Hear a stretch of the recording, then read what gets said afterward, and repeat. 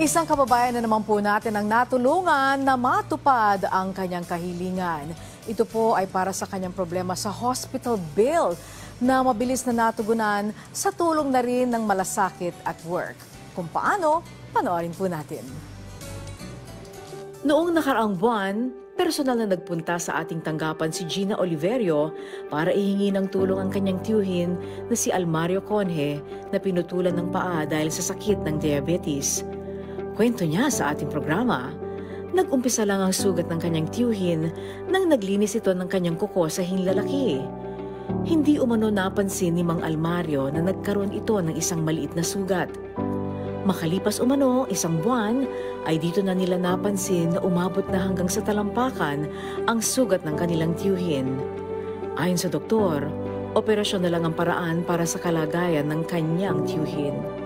Agad naman umanong inoperahan ng doktor si Mang Almario, pero ang malaki naman nilang problema ay kung saan sila kukuha ng pera para sa kanilang bayarin sa ospital. Ang kabigatan lang po sa amin, yung bill po namin napakabigat. Wala po kaming kakayanang ma-solve po yung ganong kalaking halaga. Nasa 183 po yun.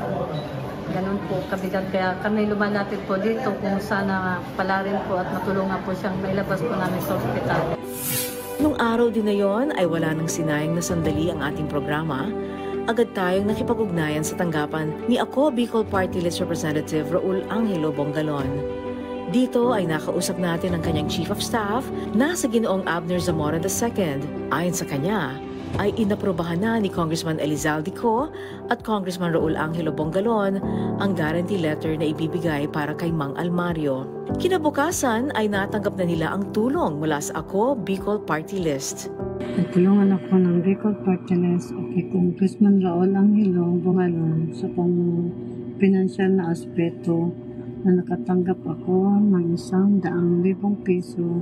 Nakalabas na rin sa ospital si Mang Almario at patuloy na nagpapagaling sa kanilang bahay. Na naging malaking tulong para sa pandagdag pambayad sa aming hospital bills. Kung po naging mabilis ang pagtugon at pagtulong nila sa akin na maaksyonan agad ang aking mungkahi sa mismong araw din yun.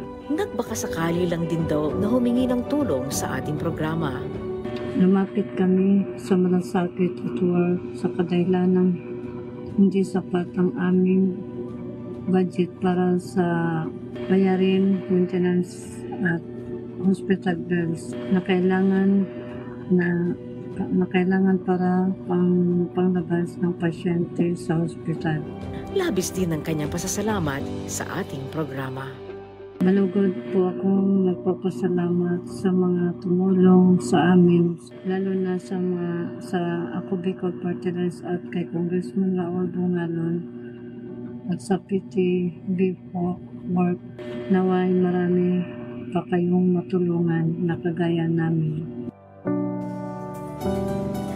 Magpagaling po kayo, Mang Almario.